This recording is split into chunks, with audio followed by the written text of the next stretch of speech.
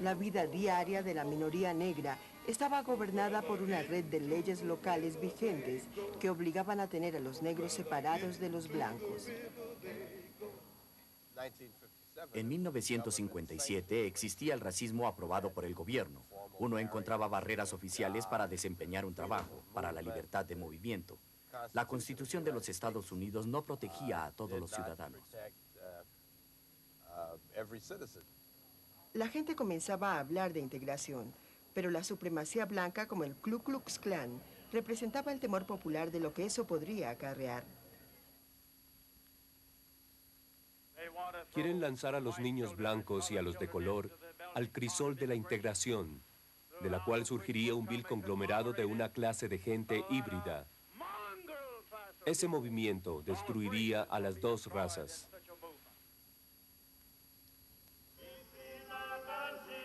Los 13 millones de negros sudafricanos representaban una mayoría, pero en su propio país tenían muy pocos derechos.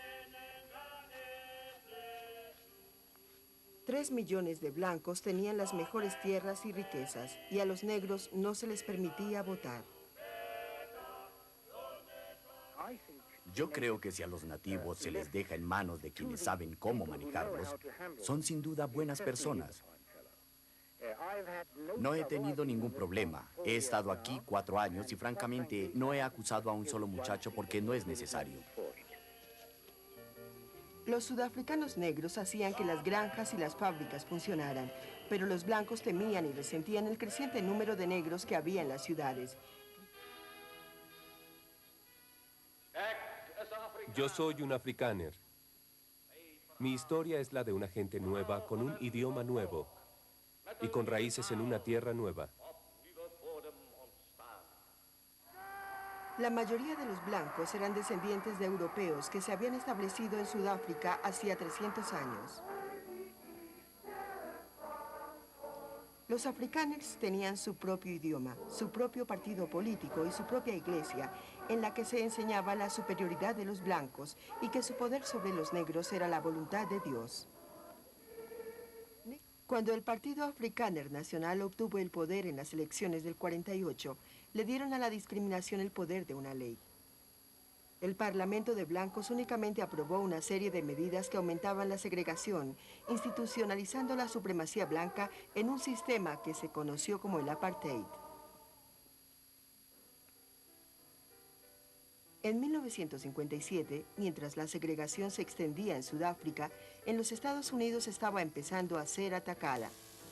Alegando que la Constitución de los Estados Unidos consideraba que las costumbres segregacionistas eran ilegales, los negros americanos lograron que las Cortes Federales estadounidenses ordenaran la integración racial en las escuelas. En la Escuela Secundaria Central de Little Rock, Arkansas, nunca había habido negros. Al principio, el gobernador del estado utilizó reservistas locales, la Guardia Nacional, para evitar que los niños fueran a las escuelas para blancos. Pero finalmente, presionado por Washington, aceptó permitir que asistieran.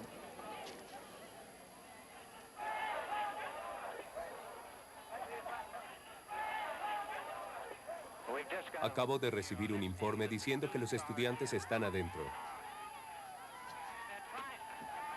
Pero cuando la multitud de blancos que esperaba afuera amenazó con convertirse en una muchedumbre que los lincharía, fue preciso evacuar a los niños a un lugar seguro.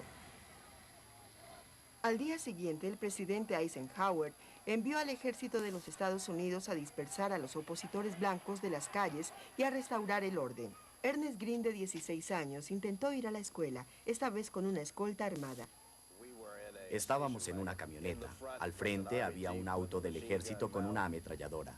El auto nos dejó salir. Teníamos un cordón de soldados rodeándonos. Caminamos por esa acera, subimos esos escalones. Realmente fue una sensación emocionante ver lo que habíamos logrado finalmente. Podíamos ver las cámaras y la gente al otro lado de la calle y todas enfocadas hacia nosotros entrando a la escuela. Fue la realización de que este no era el fin, sino el comienzo. Little Rock Fue una victoria simbólica, aunque miles de escuelas siguieron segregadas. A medida que el movimiento de los derechos civiles se extendió por todo el país, se demostró cómo una acción masiva podía tener éxito en lo mismo que las órdenes de la Corte habían fracasado. Los estadounidenses negros descubrieron que podían empezar a cambiar las cosas cuando se unían para boicotear las tiendas o a los patrones que los discriminaban. En los restaurantes solo para blancos, adoptaron la táctica de protestar pacíficamente. En Tennessee, Bernard Lafayette fue uno de los manifestantes. Calladamente nos sentábamos en los bancos de la barra. No hablábamos con nadie, hasta que pedíamos que nos sirvieran. La mesera tenía mucho pánico. Caminaba para arriba, para abajo, sin saber qué hacer. Y no sabía si servirnos o no. Lo siento, la administración nos prohíbe dar servicio a los negros aquí. Había sujetos blancos detrás de nosotros gritando: conejos de la jungla, ¿qué están haciendo aquí? Largo de aquí, nadie les va a servir. Fuera de aquí.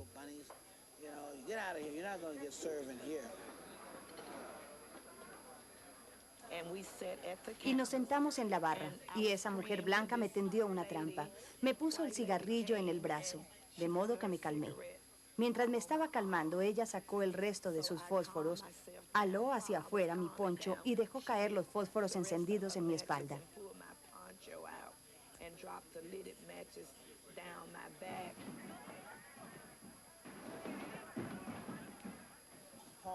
A Paul y Fred los quitaron a la fuerza de los bancos de la barra y a él le dieron puntapiés y lo golpearon en el suelo.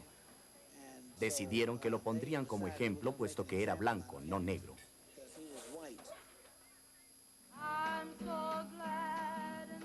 La policía arrestó a los estudiantes que no se habían defendido, pero no así a quienes los atacaron. Pero el movimiento siguió adelante. En unos cuantos meses, 50,000 se habían unido a las manifestaciones pacíficas de protesta en 112 ciudades. En 1961, los defensores se dedicaron a las filas de autobuses interurbanos.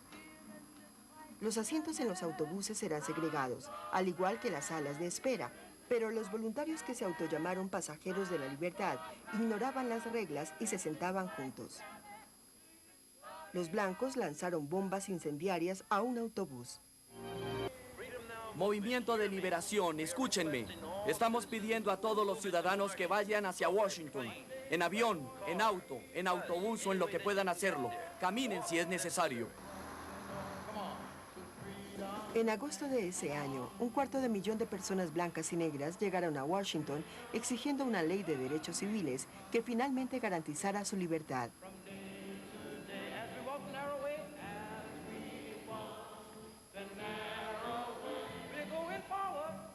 Martin Luther King habló desde el Lincoln Memorial.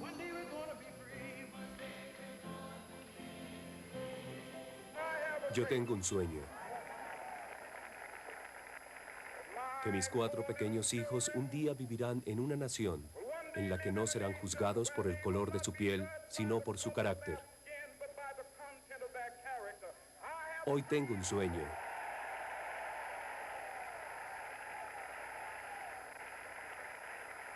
Sueño que algún día en Alabama, las niñas y los niños negros podrán unir sus manos con niñas y niños blancos como hermanos. Hoy tengo un sueño.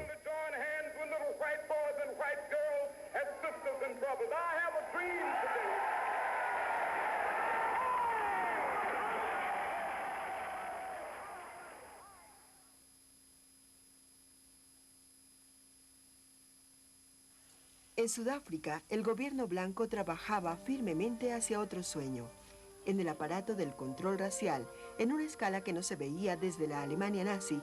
Un movimiento se estaba forjando y estaba listo. Señor White, en lo que respecta a la vida cotidiana de la gente, ¿qué significa esta política del apartheid? Lo plantearé de esta forma. El apartheid tiene por objeto mantener separadas a las razas en todos los sentidos. Desde el punto de vista residencial ya tienen grandes emplazamientos nativos. En los intentos del grupo se encuentra ahora aparte su zona de color y su sangre mixta, el grupo indio y el africano. De modo que todos están separados residencialmente. Eso es el apartheid, estar separados.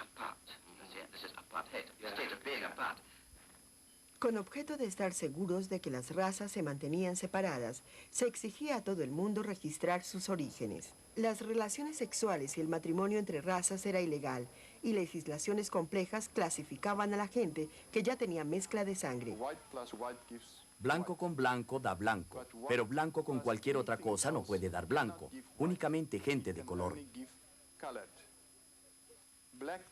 Negro con negro da negro, pero negro con gente de color da gente de color.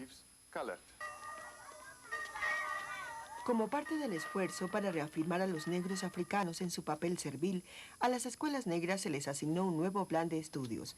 Bajo la ley de educación bantú, debían concentrarse en conocimientos prácticos del hogar. ¿Qué objeto tiene enseñarle matemáticas a un niño bantú?, preguntaba el ministro de Asuntos Nativos.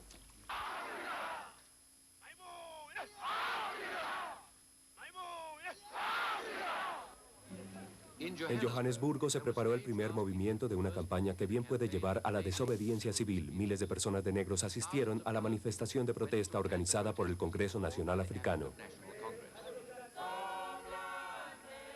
La resistencia al apartheid fue difícil y peligrosa, pero el muy bien establecido Congreso Nacional Africano convocó a una campaña de desobediencia civil masiva. En 1955, el CNA publicó un fuero de libertad que proclamaba: Sudáfrica pertenece a todos los que viven en ella, ya sean negros o blancos. La respuesta del gobierno fue arrestar 156 líderes del CNA y los acusó de alta traición.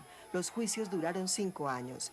Mientras tanto, con objeto de asegurar la separación física de las razas, se decía a quienes no eran blancos en dónde podían vivir y en dónde no podían hacerlo. Se acabarían los asentamientos negros dentro de zonas de blancos, llamados manchas negras, y se dividiría a la gente.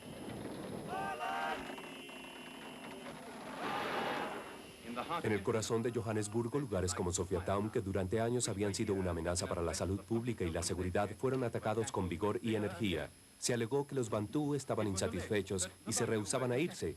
En realidad, estaban contentos de irse lejos de esos hacinamientos en donde a miles se les había obligado a convivir. Pero la canción que entonaron demostró lo que realmente sentían. Los camiones transportan a los bantúes cuyos corazones están llenos de expectativas. Van rumbo a un nuevo hogar en las praderas en donde se puede respirar libremente. Los nuevos albergues municipales, a las afueras de las ciudades, serían los dormitorios de los trabajadores negros, y un nuevo régimen, la ley del permiso, se utilizó para controlar sus movimientos. Para entrar a una zona blanca, necesitaban un sello especial, demostrando que tenían un empleo. Todos los que no eran blancos y pasaban de los 16 años, tanto hombres como mujeres, siempre debían tener con ellos sus permisos.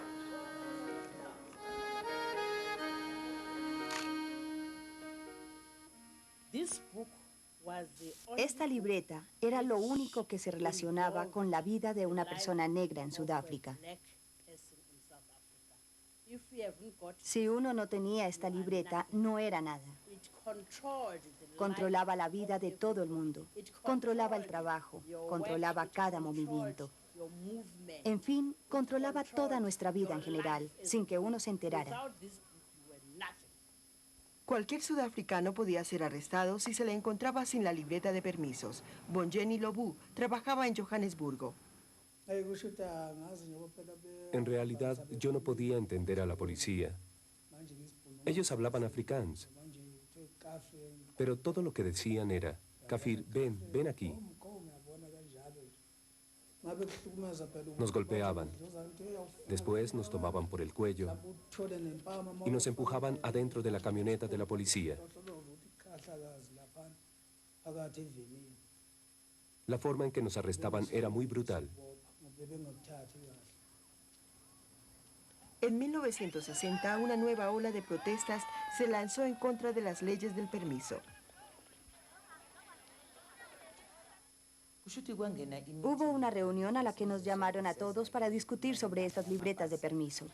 El jefe Luthuli dijo: debemos quemarlas porque no queremos tener que usarlas. Los blancos no las tienen. Entonces, ¿por qué nosotros siempre debemos tenerlas? Deberíamos ser como los Boers, como la gente blanca, y no tener permisos. Miles de personas estaban preparadas para asumir las consecuencias de haber quemado sus permisos y se unieron a las manifestaciones. El Congreso Panafricano, una escinsión del CNA, planeaba celebrar en marzo de 1960 una manifestación masiva en contra de las leyes del permiso, en un albergue municipal llamado Charleville. Lo que sucedió después puso a prueba los límites de la protesta pacífica.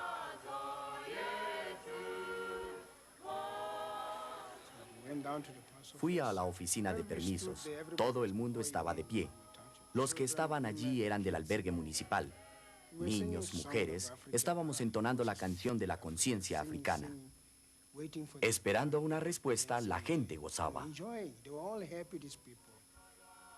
La multitud de aproximadamente 15.000 personas rodeó una estación de policía bajo el comando del coronel Painar.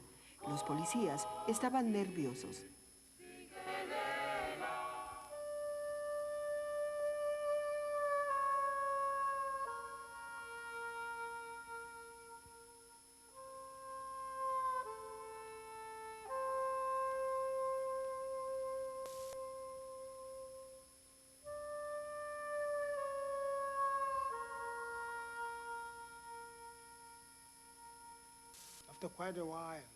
Después de un rato, todo estaba tranquilo. Levanté la cabeza y miré a mi alrededor. Y vi que todo estaba calmado. Descubrí que todos los cadáveres yacían allí. Mi madre murió allí, mi tío también, así como mi hermano menor y mi hermana. Esos son los que murieron en ese lugar. He perdido gente que amaba y necesitaba. Y cuando veo que las cosas no marchan bien, pienso que si estuvieran vivos, todo marcharía mejor. Esa tarde murieron 67 personas. A la mayoría les dispararon por la espalda. Gente que nos dice que es inútil y vano que continuemos hablando de paz y no violencia contra un gobierno cuya única respuesta consiste en atacar salvajemente a la gente desarmada e indefensa.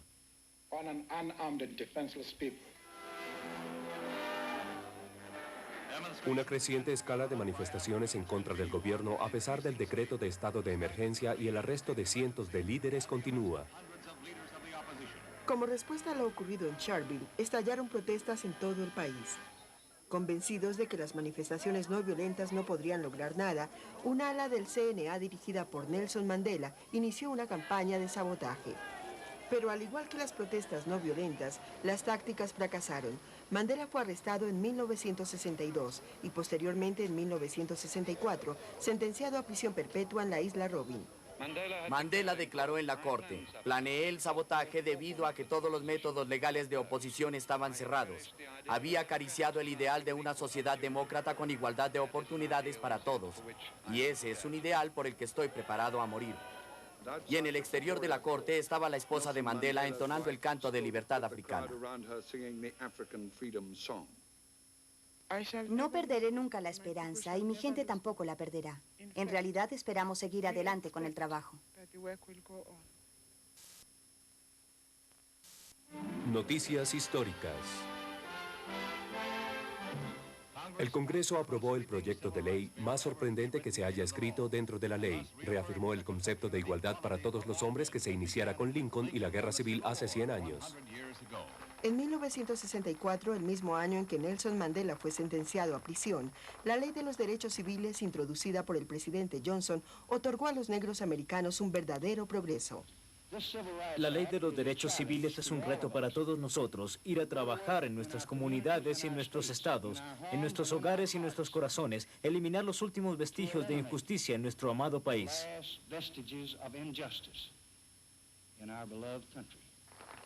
La Ley de los Derechos Civiles declaró ilegal la discriminación racial en todos los lugares públicos y otorgó a los negros estadounidenses los claros derechos legales por los que habían venido luchando. Pero ese mismo triunfo provocó una nueva oposición en los blancos del sur. Wallace, el gobernador de Alabama, dirigió una lucha en contra de unos Estados Unidos integrados. Trazo una raya en el polvo y pongo en acción a los piadosos ante los temores de la tiranía. Y digo segregación ahora, segregación mañana y segregación por siempre.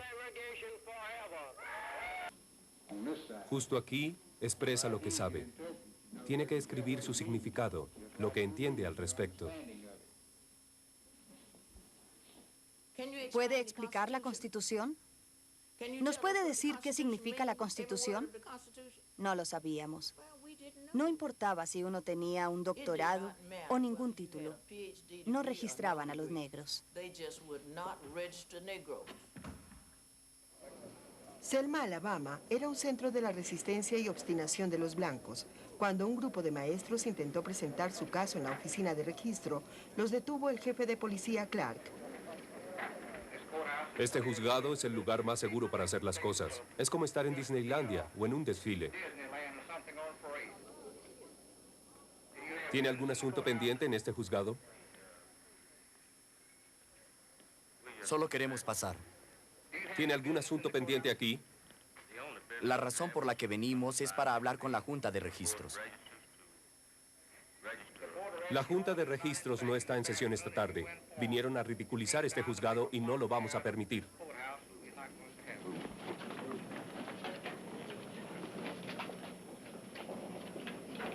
C.T. Vivian dirigía al grupo. No hacemos algo malo, ¿por qué nos arrestan? ¿Por qué no se quitan de enfrente de la cámara y se van a casa? No se trata de estar enfrente a la cámara, es una cuestión de enfrentar a su Dios y a su juez. Queremos democracia. La idea era golpear a la gente hasta que se marchaban, destruirlos físicamente, destruir incluso su derecho a trabajar en la ciudad si tenían el valor de intentar registrarse. Deben hacer uso de la democracia. Golpean a la gente para que no tengan el privilegio de votar. No tienen que golpearnos. Fuera de aquí. La acción del jefe de policía Clark era algo normal en el sur. Esta es una violación de la Constitución, una violación de una orden judicial, la violación de una ciudadanía decente. Usted puede darme la espalda, pero no puede dársela al concepto de justicia. Puede dar la espalda ahora y sostener el garrote en la mano, pero no puede vencer a la justicia. Y nos registraremos para votar porque como ciudadanos de estos estados tenemos derecho a hacerlo. Con objeto de protestar en contra de las continuas violaciones al derecho a votar, se organizó una marcha desde Selma hasta Montgomery, capital del estado. Les ordenamos que se dispersen. Vayan a casa o a su iglesia. Esta marcha no continuará. La policía los detuvo en el puente a las afueras de la ciudad.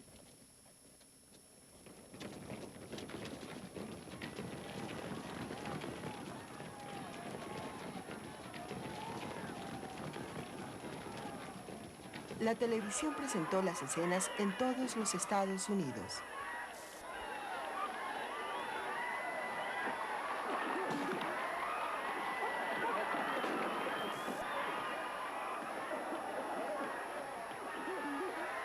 En 1976 volvió a surgir la oposición abierta, encendida por un cambio en los colegios. Okkie is diep in gedagte terwyl hy hankend aanstap skool toe. El gobierno dijo que a partir de ahora, todos los cursos se impartirían en afrikaans, el idioma del apartheid. En junio de 1976, miles de colegiales se lanzaron a las calles de Soweto. La nueva ola de oposición estaba guiada por jóvenes.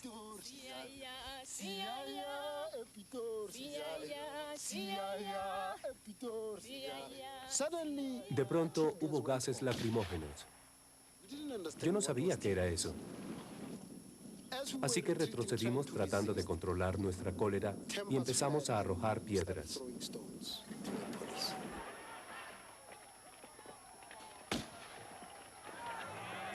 La hija de la enfermera Coa quedó atrapada por la violencia.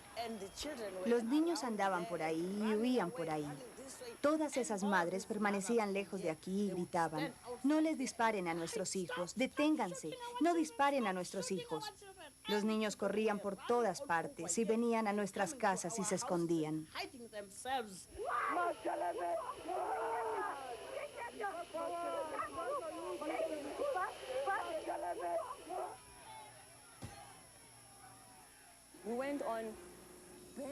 Quemamos las propiedades, todo lo que pertenecía a los blancos en el municipio. Oficinas de correos, ministerios, todo era solo un objetivo. Eran las cosas del gobierno, así que teníamos que destruirlas. Fuimos a los centros comerciales que estaban en llamas, los saqueamos y nos apropiamos de lo que pertenecía a los blancos, lo que pertenecía al sistema.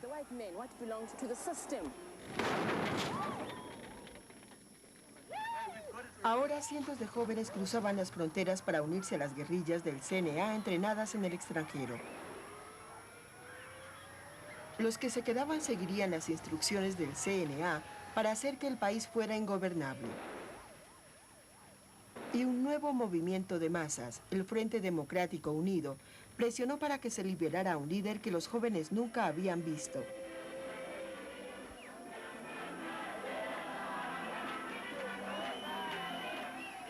Conocemos a Mandela. Es un líder. No es un terrorista y nunca lo será. Pero mientras el gobierno no quiera liberar a Mandela, no habrá paz en este país. Mandela debe quedar libre incondicionalmente y deben liberarlo junto con todos los líderes políticos.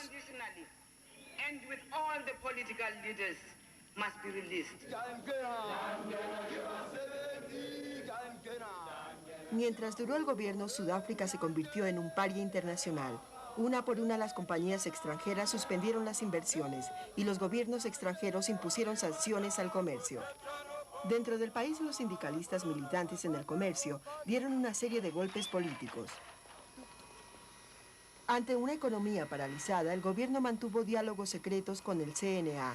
Luego, un grupo de hombres de negocios blancos se reunieron con líderes del CNA en el exilio. Creo que encontramos bastante terreno entre nosotros para hacer un proyecto de nuevas conversaciones muy valiosas.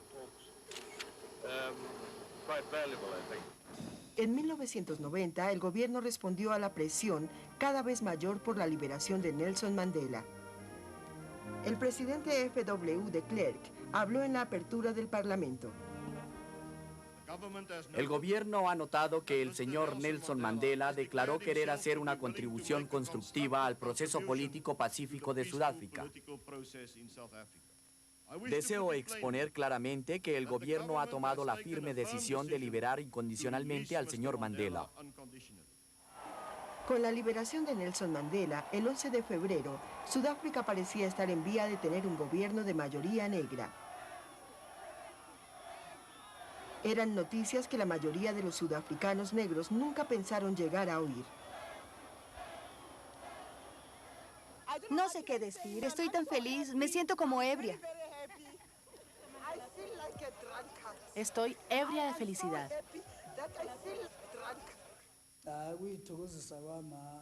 No bebí para celebrar, solo tomé mi té y mis cigarrillos. Pero en mi alma no cabía la alegría por lo que habíamos hecho, y ahora íbamos a progresar.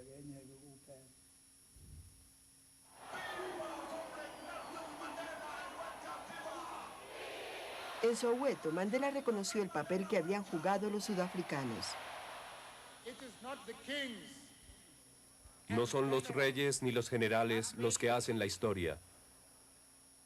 Son las masas populares. Quedan por delante otros 4 años de división entre los mismos negros y entre el CNA y el gobierno mientras discuten el cambio de poder. Señoras y señores, vamos a mostrarles cómo manejar la votación. Cuando finalmente se estableció una fecha para las elecciones, hubo que enseñar a votar a quienes nunca habían vivido en una democracia. ¿Cómo podemos votar si no nos han enseñado a hacerlo?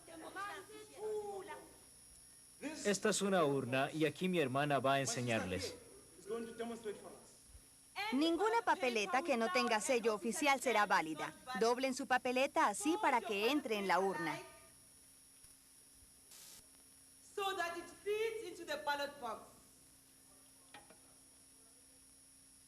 El 18 de abril de 1994 pudieron ejercer de veras ese derecho.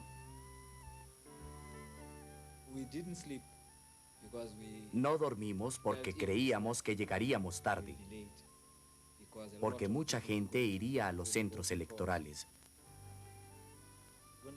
Cuando me desperté a eso de las 4, vimos que había 3 largas filas. Ni siquiera podíamos saber dónde terminaban.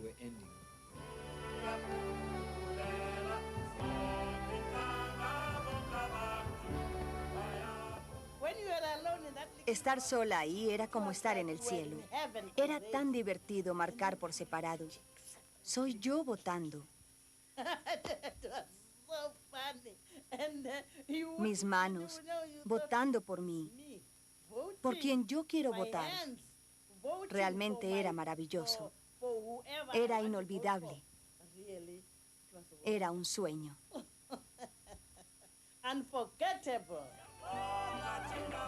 Con 8 millones de personas autorizadas a votar por primera vez, una inmensa mayoría llegó al poder a Nelson Mandela y al CNA.